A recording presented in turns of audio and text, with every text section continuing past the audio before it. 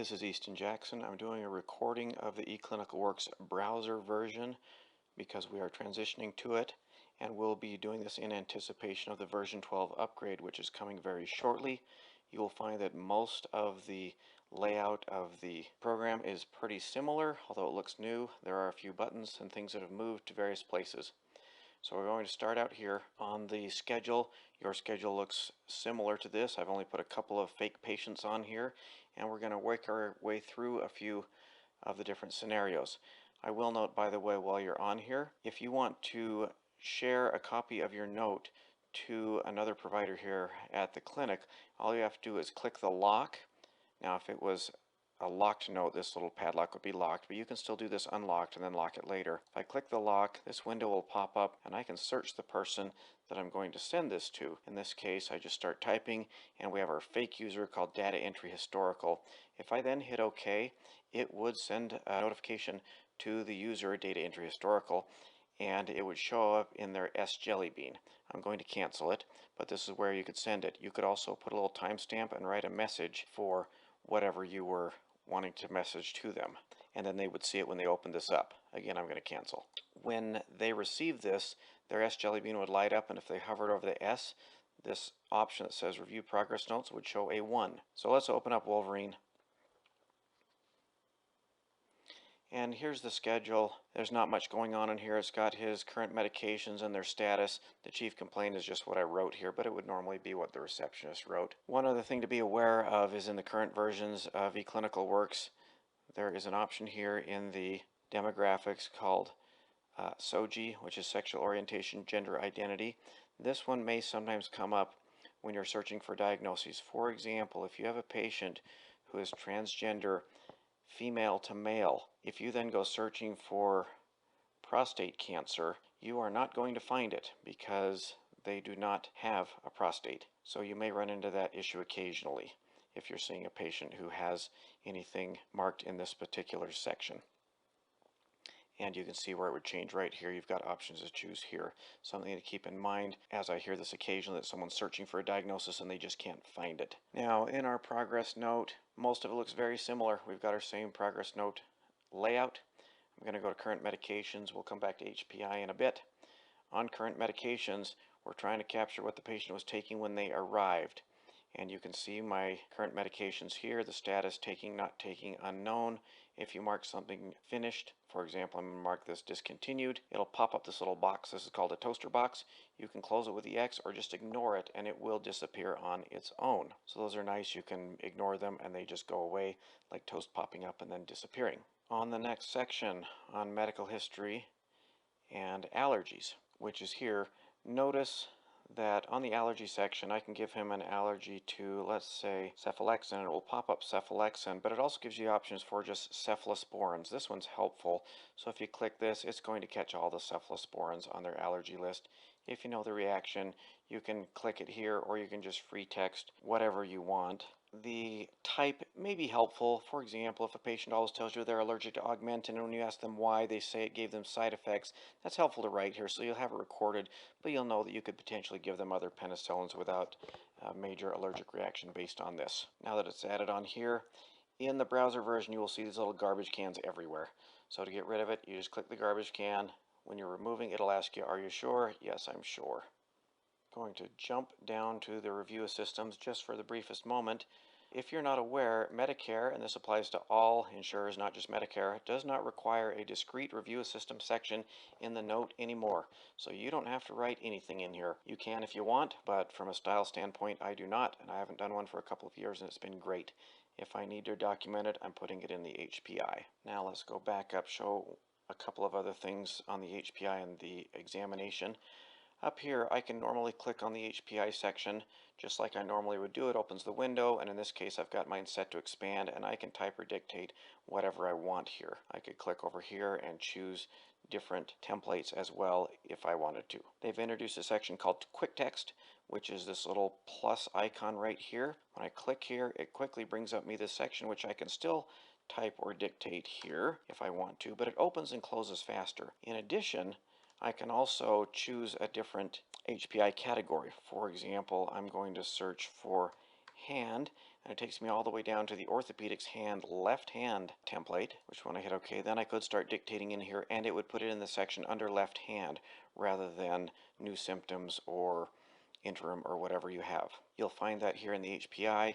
You can also find it down in assessment as well as examination and treatment. I'm going to go to examination, so rather than clicking examination, which you can still do, this is exactly the same, it's unchanged. You can document down here all you want. You can choose from the different examination options here. You can also simply just click this quick text box and it will bring up examination by default, and you can type what you want or dictate in any one of these.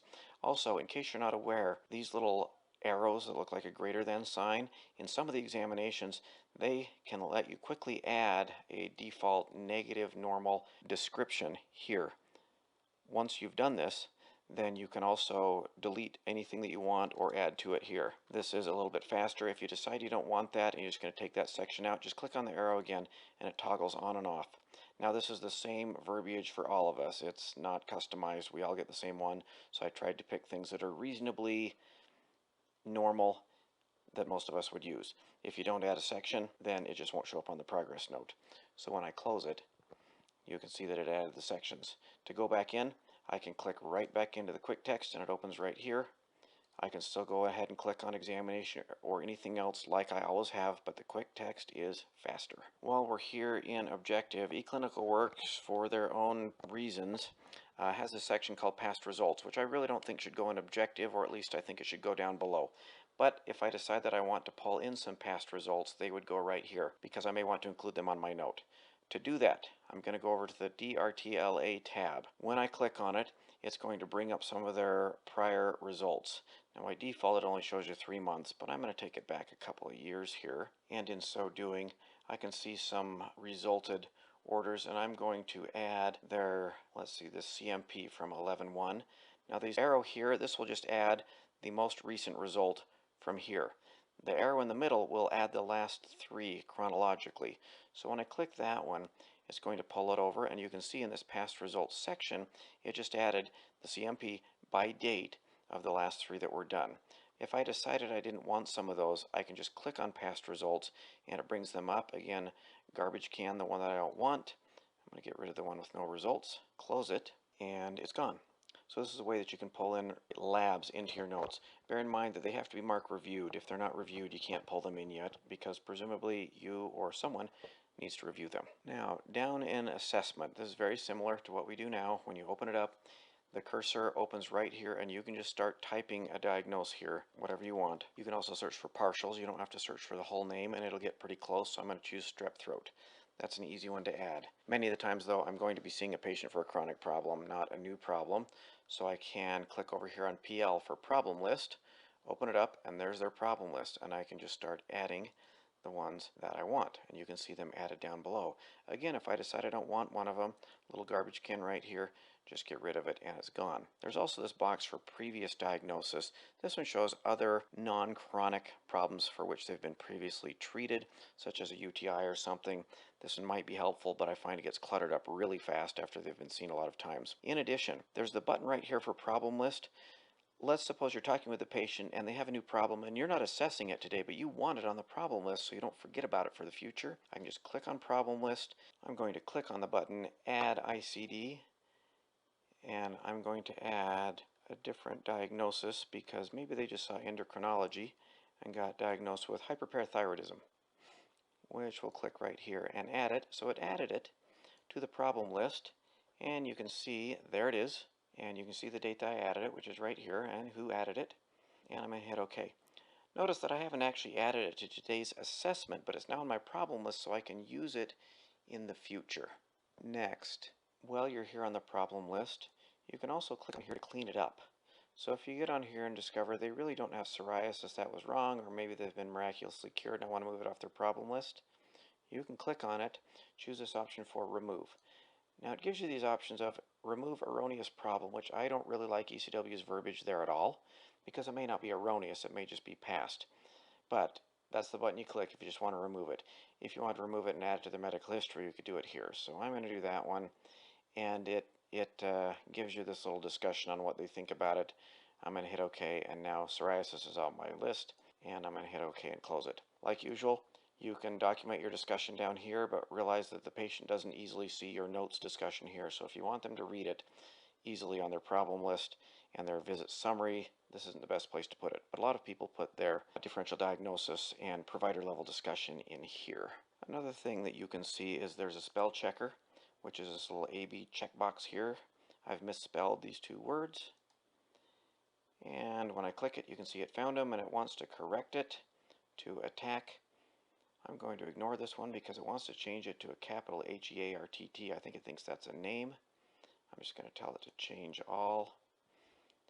And now it found heart, and it still doesn't know what that is. So we're going to click here for heart, because that's what I really wanted to say. And when it does that, it changes both of those to the correct spelling. I have noticed that in a couple of the windows, I think telephone encounter, the spell checker is not working, and we're still trying to sort that out. So if you encounter that, yep, we're still trying to figure that one out. Now I'm going to close this, but no, we use the problem list right here to go look for some of their problems to bring them onto today's list. We added and removed using the problem list here. Along with that, you've got the overview tab on the right chart panel, which is here, and this one can be very helpful for a couple of reasons. When I scroll up here, it gives me some alerts and whatever. Notice we did an incision and drainage, and it tells me I've got 1 day left on the global period. That's helpful. But look here, here's our problem list again, and I could just click the arrow to bring it over. For example, we don't have, looks like generalized anxiety on the diagnosis list today, so we'll click that left arrow and it just brings it over, and you see it just add our general anxiety right there. However, note that these 3 diagnoses right here are red. What red means is that that problem, that diagnosis, has not been assessed in the last year. Now, I believe it's 12 months, not a calendar year. I wish it was calendar year, but it's not. My suggestion to you, especially if you're doing primary care and chronic disease management, is if you're seeing a patient in the last half or especially the last quarter of the year and you're wanting to make sure you get their diagnoses done, you very much want to go ahead and click on these if it's appropriate, just to say, by the way, how's your oral hairy leukoplakia doing, or your hyperparathyroidism? Once you click it, it will pull it into today's list and note that it's blue. So if you keep your problem list well maintained, these red arrows can give you a nice reminder to make sure that you get all your diagnoses covered. Common example right here, I put amputation of right lower extremity. That's never going away, but it is one of those things that adds a little bit to the patient's RAF score and medical complexity, which especially has big effects on the amount that we can potentially get back from accountable care organizations. So if you have these chronic things on there, add it once a year. You don't even need to have much discussion about amputation other than you could click it. If you really felt the need, you could write something like, yep, their knee is still amputated. You can see that it's now blue. I've belabored the point, but maintain your problem list, look for the red ones, and at the end of the year, if you're getting close, make sure that you've covered all those, even if there's not anything to do about it, like an amputation. Let's go to treatment here. The treatment screen does look quite a bit different than it did in the older ECW executable version, but in principle it's the same, and I think it's actually a lot more efficient. It gives you your diagnoses right here, and these are in the order that they were added. Now, note that there's this quick order box, and the cursor goes right there, and I found that depending on my settings, it's really good with medications. It's so-so with labs and x-rays. I'll give you an example. For the strep throat, let's give some amoxicillin. So as soon as I open this screen, I'm just going to start typing amoxicillin. I've got my favorite star turned on here, and it will remember that, so it brings up those I have favorites on. Now, I think ECW's implementation is a little bit half-baked because it also gives you these favorites over here, these blue ones, and I don't know why it picks one over the other. But let's do some augmentin for the strep throat. So all I'm going to do is click on it. These 3 gold starred ones are my favorites. There's good old amoxicillin, clavulanate 875. I'm going to click it, and I am done. And I can just click away to clear it away. Let's suppose for their hyperlipidemia, I want to give them some atorvastatin. So I can just start typing happily away here. There's atorvastatin. Now, before I go choosing it, I don't want to give this for strep throat. I want to change this to their hyperlipidemia. So pick the diagnosis, then pick the thing that you're wanting to prescribe or order. So I'm going to click on it. There they are. There's my atorvastatins. I want to give them 40. I've already saved this favorite. 40 of them with 5 refills. I just click on it, and bang, we're good to go. Now let's suppose I also want to do some refills on their current medications. So I'm going to click on here on Current RX. Current RX brings what they're currently on based on today's visit. You can see my amoxicillin and my atorvastatin have already been added. There's data right here. Notice the Augmentin has a stop date because it should stop. The atorvastatin does not because it's chronic until I manually choose to remove it. Let's suppose I'm going to be exceptionally generous, and for their generalized anxiety disorder, I want to refill their hydrocodone because why not? So as I look down here, I can see here I've written 3 hydrocodones. So I'm going to hit R for refill. Refill writes it for exactly the same way that it was written before. So I'm going to hit refill, then I'm going to refill it again because I'm doing 3 months worth. Imagine I was doing ADHD here. And I'm going to refill again. And as it does that, you can see it adding them down here below. You can see the diagnosis why it did it. Again, if I change my mind, maybe I didn't want to give them amoxicillin. I remember they're allergic to something and I want to give them ceftonir. I could click on here, delete it, and then go re-add it. Now, a couple of things on these buttons. C, R, 3090, and S. C means continue. Doesn't mean I'm doing anything. They already have the medications, and I just told them to keep taking it. I don't need to refill it, but this is a way of indicating on my note that I told them to keep taking it. So let's suppose for their generalized anxiety, I'm just going to tell them to continue their duloxetine right there. Notice the marks down here, the continue, but it's not going to order it when we go to prescribe this in a minute. It's just going to leave it continued onward. The R button is refill. As I mentioned, it's a refill exactly how this was prescribed previously.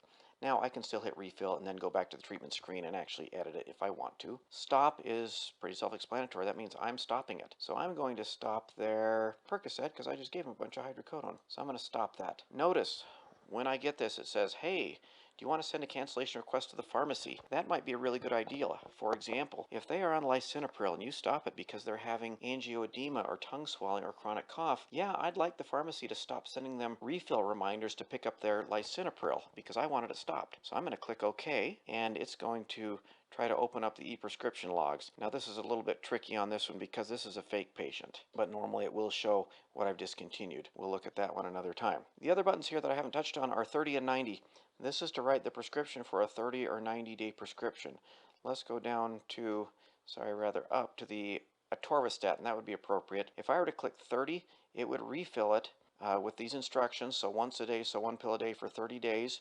If I were to click the 90, it would refill this 1 pill once a day for 90 days. Now you might ask, okay, great, how many refills does it put on it? Because it doesn't say that. If I hover, it just says refill. Up here on your little settings gear icon, click on that, and you can say, whenever I click 30, I also want it to automatically do 11 refills. Again, 90 day with 3 refills. And I close out of that. So that's how it's going to refill it. One other action, which I don't think I've ever used, but it could be helpful, is this one called Perform Actions. The best example is you have elderly Mr. or Mrs. Jones coming in. They're on 20 medications, and they need 18 of them refilled. A fairly common scenario in primary care. I could go through and hit refill, refill, refill, or 30, 30, 30, 90, 90, 90, all the way down 18 times, and I could do that. Alternatively, this Perform Actions, I click on it, and it gives you this, and this is like the big C or the big R button. So if I hit refill all 90 days, it will refill every one of these on today's current medications for 90 days with, in this case, 3 refills. Now if it's a controlled med, like a Schedule 2, like the Adderall or hydrocodone, it won't do the refills, even if you have them on there. So you might decide that's more hassle than it's worth, but if they're on 20 meds and you need to refill 18 of them, it might be worth hitting Perform Actions, refill all 20 of them, and then when we go back to the treatment screen, just remove the other 2. You might find this helpful from time to time. Your mileage may vary.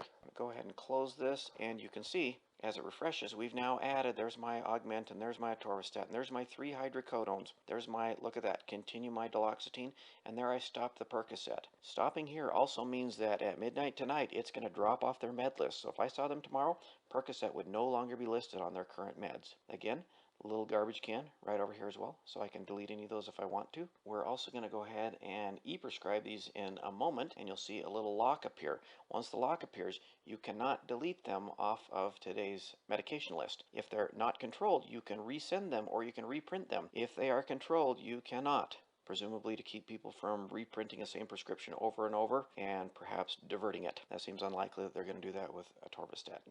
While we're on this screen, we may want to add some commentary. Change in the view here is this box called Add Notes. So for strep throat, I could add some notes, some discussion right here. Yes, I'd write or dictate something better. I'm going to dictate something better right here. Up until October of last year, I could write something in internal notes and it would stay on my note, but it would not go to the visit summary. So this is where I might put some differential diagnosis, some discussion that's not secret to the patient. They can request your records. They can see everything. Always bear that in mind. It wouldn't go to the visit summary. So I might put things in there which may be confusing if they just skim down it on their visit summary. Since the Cures Act, which went into effect on October of 2022, everything on your note is freely available. They can see it on the patient portal and on the Hilo app if they know where to look. So bear that in mind. You can still write stuff on here. It still won't show up in the visit summary, but they can see it. Now, one other thing that's nice is previously I had to type away here and then I'd have to go hit a new tab and then type some more. You've got all your diagnoses right here, so I can just click here, add my commentary here on lipidemia and major depression and anxiety, and then close it. If you don't want to add a comment, you don't need to. In addition, this is the screen, of course, where we're going to add labs and imaging and procedures. 2 ways you can do it. Actually, 3. One of the ways you can click right here and add labs, diagnostic imaging, and procedures. You can also click right here. The same thing happens. So if I click here on labs, pretty similar looking screen. I can start typing the CBC. There's our CBC. That's the one I usually want. Hover over it and you can see the components. Again, here's your diagnoses. Choose the diagnosis you want and then pick the order that you are doing so that it is linked up correctly. We'll do the CBC for the strep throat because why not? And now let's decide, oh, I need to go check their lipid panel. So I just get excited and I'm not paying attention, so I type lipid panel and I click that. There's the one I want. I'm going, that's great. And I look over on today's orders and I see I just ordered lipid profile and strep throat. That may get denied by insurance. And then we just eat it. So I could delete it with the garbage can and go change it to hyperlipidemia and then re-add it. And you could do that. Or you click on the little ellipsis, click for details. There's my diagnosis for, in this case, lipid profile. I'm just going to change it to lipidemia. I'm going to take the strep throat off and I am done. And it's now correct. This one's really helpful when you're seeing an annual exam, Medicare visit. We've ordered 10 or 15 different labs and you realize you inadvertently may not have associated them correctly. Don't go delete them all. Just go click on here. Change the diagnosis to the one you want. You hit continue, it'll close, or if you hit next, it will march its way through all those labs one at a time, which is the quickest way to correct them and make sure they are associated correctly. Let's suppose I want to do an x-ray as well, and normally I would hit the close button and then I would go down here and I'd hit diagnostic imaging, or I'd hit this drop down, choose diagnostic imaging. If you're not doing this already, this is a little speed thing. Rather than closing and reopening, just click this little tab right here, lab DI procedure. So diagnostic imaging, I'm going to click. Brings me right over here. I'm ready to order x-rays. So now for the hyperparathyroidism, let's go search for, I'm curious what this is going to show. Start searching for thyroid, and there's the thyroid ultrasound. Again, the principle is pick the diagnosis you want, then pick the procedure or the order. There it is right there. Now, on the last screen I showed you how you could use this little details button to correct misassociations when you order it under the wrong diagnosis. You can still do that here. If I ordered it under strep throat and I need to go connect it to thyroid or parathyroid, I could do that. But here is where I also add my clinical info. And here is what you put on imaging for the radiologist. And in our setup, this information transmits directly with the order to the radiology tech, and then it transfers to the radiologist on the PAC system so they can see it. Here's where you write what you want the radiologist to see. Make it a good description and that can be more helpful for you. Again, if there are multiple that I need to reassociate, I can do it here. I can hit next. If I have several radiology orders, I need to click through. Now, as long as we're here, and with this little shortcut here, notice there's also these tabs over here for orders, new prescriptions, and medication summary. Now, when I click away from a diagnostic image, then this blank screen will pop up. This always pops up when you order radiology. We're hoping to be rid of this when we update to version 12. This is what ECW tells us. Just ignore this.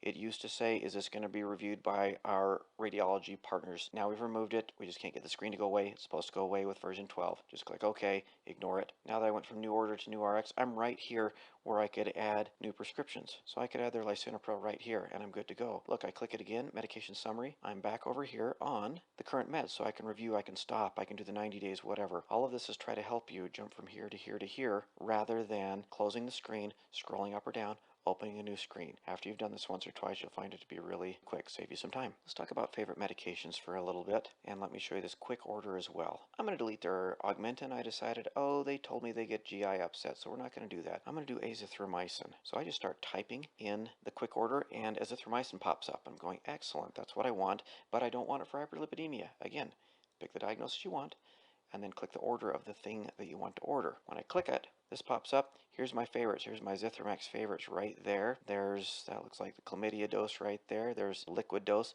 There's the regular good old Z-Pack that we all know and love. I'm going to click that and it's done. that fast. Let's suppose I'm going to order something for their amputation. Why not? They're having some phantom leg pain, so I want to order some gabapentin. So I'm going to start typing gabapentin. I get gabapentin on here, and I see my shortcuts. Well, I've got shortcuts here for shingles, and I've got back and nerve pain, and I've got another shingles with a different amount here, and I might decide that's kind of what I want to do up to 3 times a day, but I don't want to say shingles pain, so I need to go edit it. Click the little pencil, and click in here, you can edit it, and I'm just going to bounce around through here, and I'm going to change it. Instead of shingles pain, I'm just going to say leg pain. Now you can tab between one screen to another, back and forth. If you hit shift tab, you'll move backwards.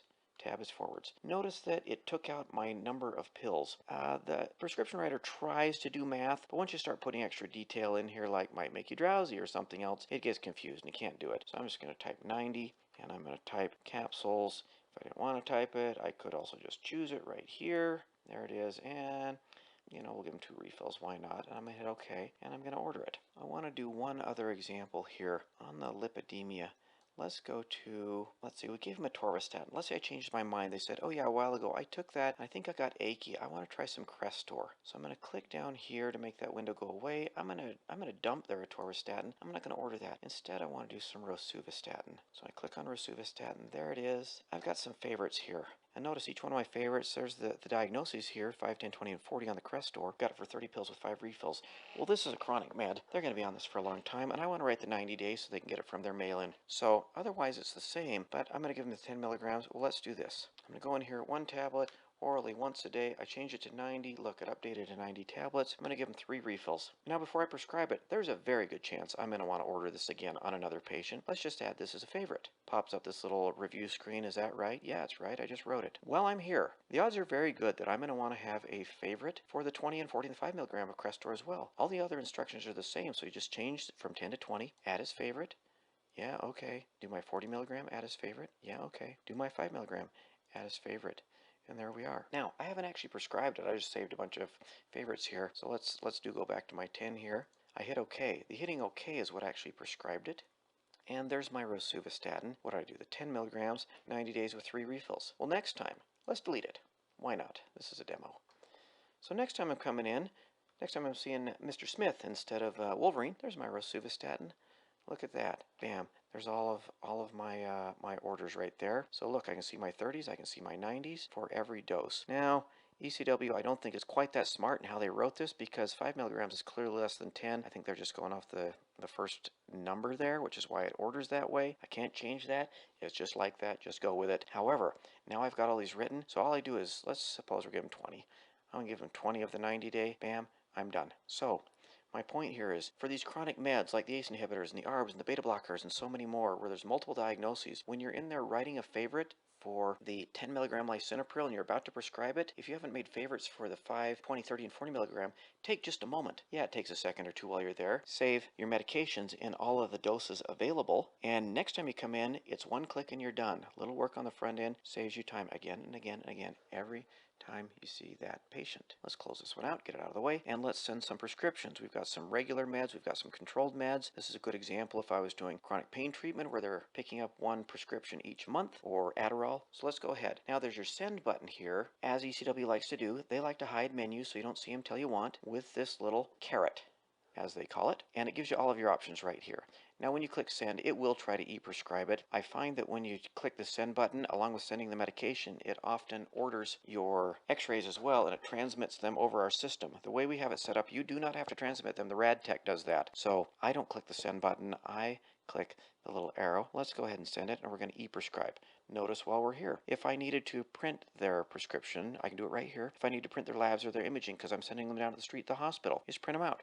If I need to fax them, I can do it here. It'll pop up a screen and I can put in the fax, or I can just search for the location and fax it off. Or more likely, tell your medical assistant, please fax those off to the HCA lab. So let's do e-prescribe. It's going to pop up here. Has to think about it for a minute because there's a lot of meds on there. And there they are. Notice in this case, they're going to Granger Pharmacy, which is in one of our buildings. This is my favorite one because I send them fake prescriptions all the time. Notice down here, here's that duloxetine. Look at this. It's not checked. It's not going to prescribe because this is the one that I said just continue. We can even see on the little status. It's not going to go because it didn't have everything in there it needed. All these others with the green status are ready to go. If you get a little red icon here, it means something's wrong. You forgot to put in a refill or a quantity or something. If you need to go fix it, go ahead and click right here, and it'll bring it up right here. If you forgot and you left the 15 pills off, you can click it right there, fix it, and hit OK. So you don't have to close out and go back to the treatment screen and open up the medications and open up that medicine and fix it. Just click on it right here. Similarly, let's suppose they decided, oh, I don't want to go to Granger Pharmacy. I want you to send these to the other pharmacy because I'm going to my grandma's house. You can click on the pharmacy here and up here, and you can search for it. And as you start searching, so suppose we want Express Scripts in St. Louis. I can hit OK. This can be mildly tedious if I have a whole bunch of medicines. Hopefully, up in the patient's pharmacy, it's got their default one, which is Granger in this one, but it's got some of their others. If it had another one, you can click it on here as well. I'm going to change this back. I could click it back to Granger, but instead, I'm just going to highlight Granger. I'm going to apply it to selected, and look, it changed them all right back there. This one's helpful if they've got multiple pharmacies that they go to. So they normally go to their in-town one, but they also use the Express Scripts or the CVS Caremark or whatever they're using. If your receptionist or your MA will add that as another pharmacy in their demographics, then you will see both of them here, and you can just click the one you want, apply to all, and it'll change them all, and off they go. So let's go ahead and send a prescription. And you can see that most of them went, except the hydrocodones did not. And in this case, it's because it's a controlled substance that we need to put in our two-factor authentication. Notice that we have the 3 hydrocodones right here. They're all today's date because it doesn't know what else to set it to. Instead, I'm going to set it to the next one to October 4th and November 4th. I'm going to type in my ECW password. Here's where I do my two-factor authentication. This one I have it on push mobile because if you have it set there, then the Authy app will just pop up a notification on your phone. I understand you can even push this to an Apple Watch, although I haven't tried this. I'm going to hit OK, and you can't see it because it's off screen, but I just got my two-factor authentication on my phone. I hit approve. It thinks about it for a moment longer, depending on the speed of the electrons today, and now you can see all of the prescriptions have gone. We now drop back here. Notice here's all my meds, in case I wanted to do something again. They're all unchecked because they've been addressed. If the patient said, oh, I actually do want to have them printed, like I just want to pick up the Zithromax down the street, I could check this. I could prescribe it again. I could change it to print, or I could fax it if I wanted to. If I hit print and send, it's going to print. Notice on these up here, if I check them, it does not matter. It's still not going to go. You've got it red here. It's already been sent. It cannot be e-prescribed again. If the patient at that point tells you, oh, I just remembered I'm allergic to hydrocodone, please switch this to Percocet, then you're going to have to go back and rewrite 3 Percocets instead. Hopefully that doesn't happen very often. I'm going to close this window and leave us back here. While we're on the screen, let's go take a look just briefly at referrals. You can get to referrals right here or right here is exactly the same function. On this one, you want to click the diagnosis, the reason that they are getting the referral. So we're going to do hyperparathyroidism. I'm going to click referral. If you're sending one to an internal Granger provider, so we're going to send it to my partner, Jeff. So there's Jeff. We're going to send it to Jeff right here. It populated his specialty. Now I'm going to go add the attachment, and yes, I do want to save it. And once I've saved it, then you get this option right here for old progress notes, lab reports, x-rays, etc. Let's see what we can find. We'll click on the little plus icon here, and I want to attach the CMP and the CBC, and I hit OK. And those will transmit electronically with the referral when it goes. Hit OK, close that out. I could add any more using this. Now you can see I've got 4 attachments instead of 2. And I'm going to send a referral. If in doubt, again, ECW Caret, hiding things right here. There are all these options. Send electronically will show up. If the person is not provider to provider enabled, this option doesn't appear. If you have the choice, always use this one. If not, I'd print with attachment or fax with attachment. So let's send it to Jeff. Now, that screen that popped up that says, do you want to send a fax? If it's an internal provider, do not send a fax to someone internal. You're literally sending a fax of our documents, our progress note, to one of our partners in the same system who can already pull up that progress note. Uncheck that and then hit send. And it usually thinks about it for a minute. Again, depends on the speed of the electrons for that day. And it leaves you this. It's been queued to send. Okay, when you're here, go ahead and X out of it, and we're done. Now, notice that there's a status right here of open, consult pending, I've never used these two in my life, or addressed. Addressed is what makes it go away. In this case, it's assigned to me. Now, the thing to keep in mind is ECW is making an outgoing referral. This outgoing one is for me to keep track of on my own Jellybean right here. The same time that we sent this, it created an incoming referral that is going to, in this case, Dr. Jeff Miles. So, the one that you have sitting here, you don't need to reassign it to Jeff Miles. There is already another one created incoming that is coming his way. So you can leave this one open. It'll sit on your Jellybean. You can open it from time to time, make sure the patient got seen. If you're done with it, you mark it addressed, and you're done with it, and it will leave your Jellybean and stop haunting you there. I already had one referral on here, so this is not the one I sent to Jeff. Let's go back to preventive medicine just for a second. Notice we're populating more of my screen now with more stuff. So here in preventive medicine, we have added a section here, and it's the first one, called recommended screening for you. It's got a whole bunch of screening, cardiovascular screening, vaccines, all sorts of things. If you see something I'm wrong on, please go ahead and let me know. So on this, again, these little arrows, these little greater than signs, if you click those, it will just add commentary right there. And if you hover over it, you can see what it is. And again, if you leave it blank, nothing will go up on there. But, you know, the AAA screening or the discussion about COVID vaccination or Hep B or influenza. These are quick ways that you can add all this and knock it out really quickly on an annual exam or a Medicare wellness type exam. Now, one thing I've been doing is I closed the treatment screen and then we went and opened up the preventative screen. And you can do that. But again, it's a little bit inefficient. So if you're not using them already, I'll point your attention to all of these icons across the top here. These are quick icons to jump quickly from one section to another. And I will tell you, I can't remember what all of them stand for. But if you can't, just hover over it, and the DX is assessment. Little RX, mortar, and pestle errors treatment. So if I hit DX, it'll just jump me straight over to diagnosis. If I click over here on this, it's HPI, it'll take me right to HPI, which I haven't written much on this note. If I click this little calendar like I'm scheduling, that takes me to the billing screen, which includes the follow-up calendar. That's why they did that. If you're wanting to move immediately to your labs, perhaps you're on the billing screen, you realize, oh, I forgot to order some labs. You can just hit the little beaker here and test tube, and it'll take you straight to labs. Now notice, there's no assessment chosen here because it didn't know which one you would want, but it'll take you straight there. Similarly, there's one for diagnostic imaging. So as you scroll your way through some of these, you can see various places that it can take you to. And there's some of these that I never use, but I regularly use the diagnosis, the treatment, and the schedule screen to jump back and forth all the time. While we're here on the screen, let's do a little bit of billing. So we've got all my diagnoses right here as I scroll up and down. It added them in the order I added them on the note. So it's got strep throat as number 1. This little P means primary, and that's a billing thing.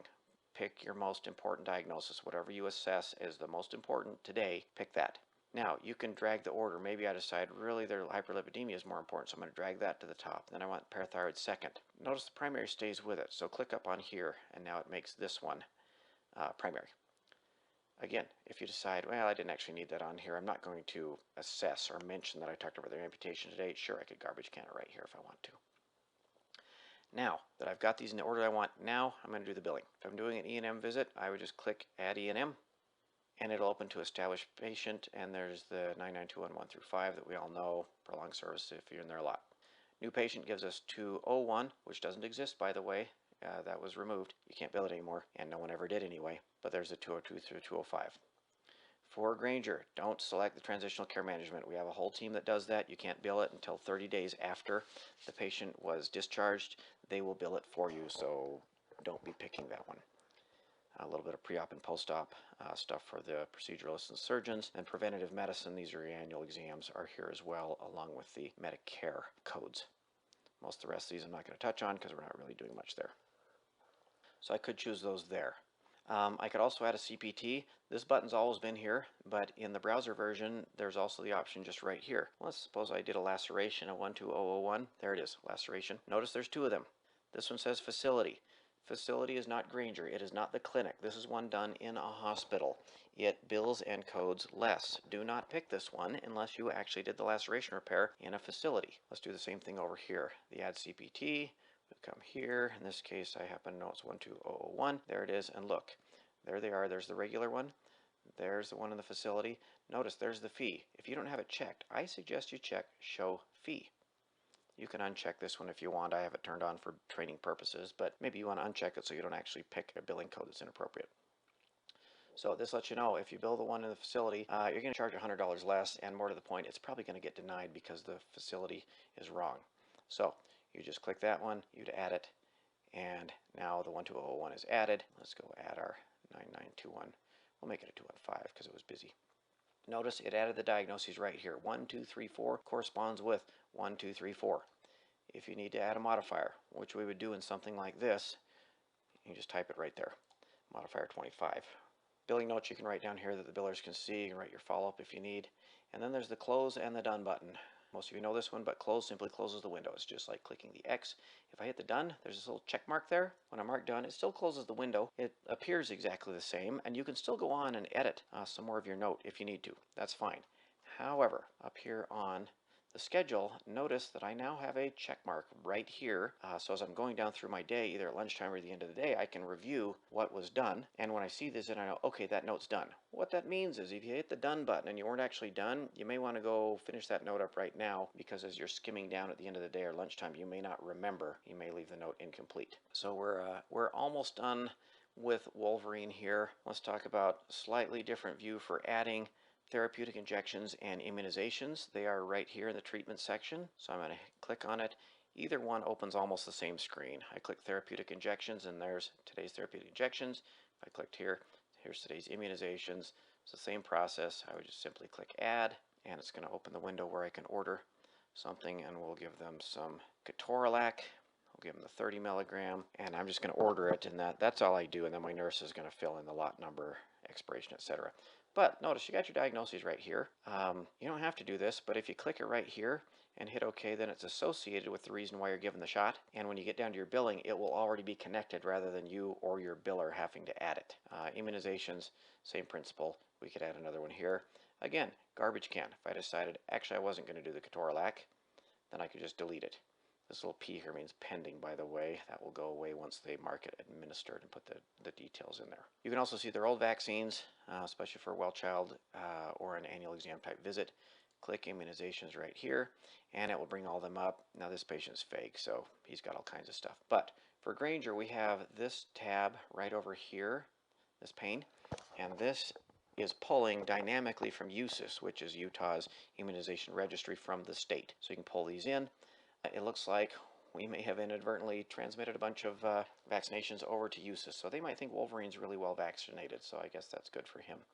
This is helpful if the patient says, oh yeah, 2 weeks ago I got my flu and my Shingrix vaccination from the Walgreens, and you would like to have that in your system so that it can be counted for quality care, population health management, etc. So you could, if there's one over here that we don't have recorded in our system, just hit the left arrow, it'll pull it right in, and then when we do our reports for the ACOs, it will be in there. All right, let's talk a little bit about templates. As you can see over here, mine is set to open my templates automatically, and these are all of my templates that I use all the time. They're big templates and little templates. Let's actually jump over now to Iron Man because he doesn't have anything going on in his note yet. And I'm seeing Iron Man for a UTI. Well, that's something I do all the time. So there's this template called GMC UTI, with and without hematuria, because those add different diagnoses. And if you've got some templates over here and you want to know what they look like because you can't remember or you've never seen it before, hit the little eyeball icon here. It'll pull up this little screen of what it's going to add. And then if you say, yep, that one's great, I want to use it, then all I would do is I would hit the left arrow over for whichever one, and it's going to shoot it right in. Well, before you can have a favorite, you have to add it. And we do that by searching for templates. So I'm going to click the template button, the big button, not the little carrot, but the big button. And here I'm going to search for GMC. I'm going to search for a couple of them because there's a whole bunch here. So there's my URI template for colds. Some of these that are private are other people's. I can see them because I'm an administrator. Normally you're not going to see those. But there's the 2 UTI ones. And again, here, if I'm looking at them and I want to know, is this one I'm going to use? I don't want to pull it in yet. There's this little eyeball here again. Click the little eyeball and it'll show you the template. And you say, yep, that's great. Well, the first thing I could do, I could just highlight it like I've done and hit merge template and it'll pull it right in. But I might also want to have it over here in my favorite template so I don't have to do the search next time. All you do is hit this little star. Now mine are already favorited, that's why they're blue. But if I wanted to add this one called URI ICD-10, whoever that is, we'll add that for now, and we'll hit and we'll close it. Now I'm going to close it. I haven't merged it yet. We're going to close it. But next time I come in, my template list now has on it, it has this URI ICD-10 because I just saved it. So now if I want to use it, all I do is click the left arrow. I'm going to do the UTI here. Similarly, we have lots of templates for those who use them. These ones called POC, means point of care. These are all of your lab tests that you do right there in the office, like urinalysis and rapid monos and INRs and such things. And it will pull those straight over. It just orders the test, and that's about it. And it also orders the billing. So that one may save you a little bit of time rather than going and searching for it. Let's talk a little bit about the left chart menu right here. You can show it or you can hide it if it's taking up some real estate. You don't want to see it. Click the little pancake thing and it goes away. Gives you a little bit more real estate there. Click it again and it appears. Along with that, I've got this favorites button right here. What this does is I can now save favorites in my settings so that I don't have to go to File and Settings and My Settings to open it up. When I go here, I just click the blue star and it saves it as a favorite right there. So now in the future when I want to go there, all I do is I hit my favorites. There they are. I can see there's my settings. Bingo, and I'm done. Along with that, I can also search for it. When I open up, I'm somewhere in here, and then I think, I know there's somewhere for miscellaneous configuration options or something. So when I search for it, I just start searching for MISC, and there it is. Or I could search for another one like my settings, and there it is. It'll take me right there. So that can help with speed. Along with that, rather than clicking this, maybe I only want to show my favorites down the side here. What I can do is click this little left or right pointing arrow, and it just shows my favorites, and these are unique to me. And I can click it again and bring me back. So you can play with that bar to your heart's content, or you can ignore it and never do a thing with it. Either one is fine. Let's go look at the Jellybeans just for a minute. The Jellybeans are exactly the same. They did move the buttons around actually to make them more convenient. In the past, you'd highlight one and delete was clear over here. Now they've just got them right here. Highlight, delete. Yes, I'm sure I want them gone. The next one on labs. We'll look at labs a couple of ways.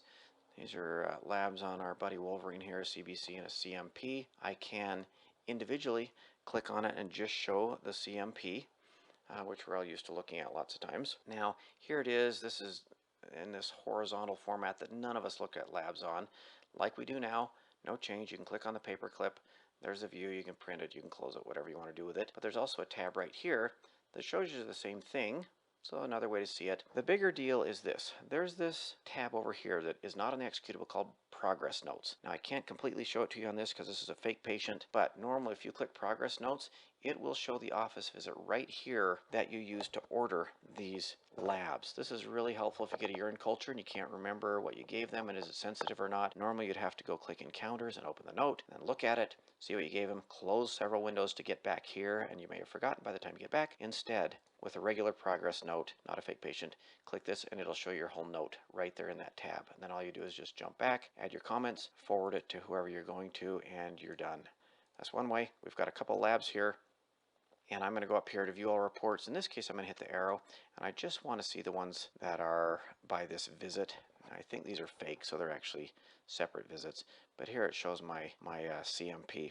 Normally, if I'd ordered them all off of one lab, it would show the CMP and the CBC, and I can document it down here and change the assigned to, send it off to my MA, or just mark it reviewed and be done with it. One more thing, let's go to lab letters, because that does change a little bit in the browser version. I highlight one, I click the lab letter. This patient's a bit interesting because I think he has a lot of old unreviewed labs. And you can see there's my CBC and my CMP. There's a whole bunch more on here because he's fake and we haven't really cleaned him out. Difference here is it will show the last 1 or 2 or 3 labs. I'm going to change this to 1. And I do have to add a little bit of commentary, like I'm going to hit normal on this one, and then you have to hit run letter. That's a little bit of a different quirk compared to the executable. It's based on the Chrome engine underneath. Now it shows the labs, there's the CMP, there's the CBC, which is all over the place, but he's fake. And there's this option here for review order. I suggest you actually click the little caret, so then you've got this option, so you can review it and print it, review it, send it to the portal. I'm not sure what the queuing does, how the queue works, so frankly, I would use one of these two. When I hit one of those, it will mark it reviewed, and it is off my list. I'm going to cancel. That's normally how I would do it. Now, telephone encounters. I have this one telephone encounter on Iron Man, so I go ahead and open it up. I can see here's a message here from my MA. In this case, it's the provider's data entry, our fake one, and they sent it to me. So I can go ahead and put my response right here. That looks lovely, and I need to send it back to the person who sent it to me. Yes, I can click on here. I can start typing their names. Let's suppose I don't remember their last name. It's Maria somebody, but we have a lot of Marias. So I just type a comma, start typing Maria, and look at that. It shows all of the ones that match, and then I can select. Even if I didn't remember it was Hernandez versus Gonzalez versus Flores, I just typed a comma and her first name. That's one way you could do it. I could just start typing. If I was going to send it to Jeff Miles, I just type a little bit of his last name, a comma, a little bit of the first name, and there he is. And I could click it. I hit OK, and off I go. But once it's been sent to you, this lovely little green arrow appears. This green arrow will show everyone else involved in the conversation. So once it had come from my MA, it would have his or her name here as well, and I could just select it and hit OK rather than having to search. Another little speed thing there.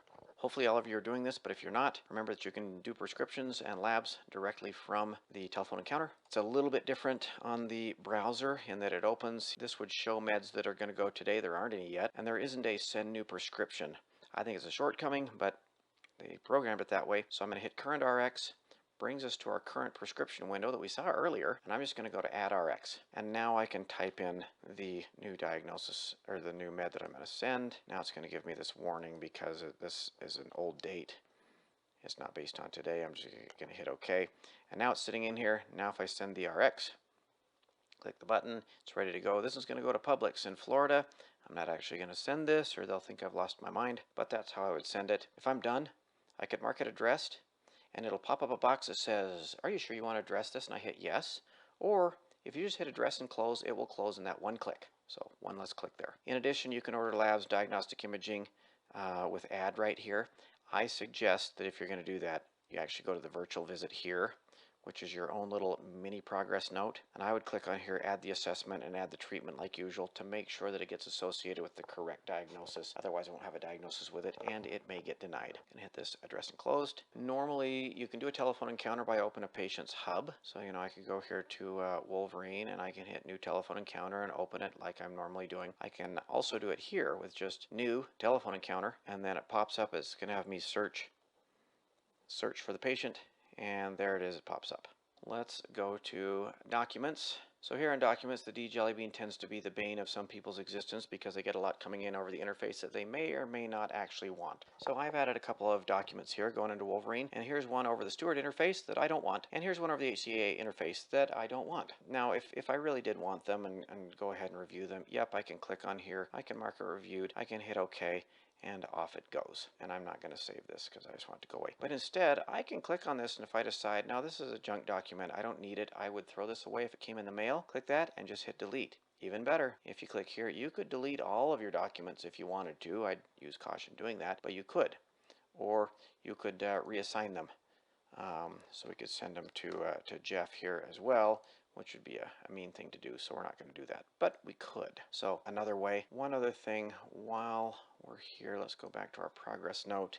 In the patient documents, a big complaint that many of us have is patient documents has tons of folders, and there's just way too much to go through. So when you're in the patient documents, initially, it takes a moment or so for the browser version to fire it up. I don't know what it's doing, but it's doing this. And yeah, here's that monster list that we all hate. There's 20 or 30 of them on there. If, as soon as you open the browser and you open your first patient, do yourself a favor and go click this button right here. That says hide empty folders. You want to click that, and it's going to hide all the folders that don't have anything in them. This is a sticky setting, so it will stay this way unless you chose to unclick it. Don't know why you would. Click that, leave it like that, so forevermore when you open this, it will compact it to just folders that have a document in it. This saves an immense amount of time. Now on this one, we could actually look at these various documents that came in on this patient. These that are bold are ones that have not been reviewed yet. If I click on it, then it'll give me a little image here. Again, this is fake, so who knows what this guy has going on here. So back to Wolverine, and you can see my two unwanted documents because I didn't actually delete them yet. To patient documents, and again, it takes a moment and it thinks about it, and there they are for Wolverine. So in this case, let's see, there's the couple of documents that I don't want, so I could click on it and see the document there. I could right click on it here And I could actually delete it right here as well, but practically it's easier just to be on your Jellybean. And if you decide you don't need it, just highlight the ones you want to get rid of, and you can get rid of them. That is the great majority of the walkthrough. There's probably a few other little things that we got to go over.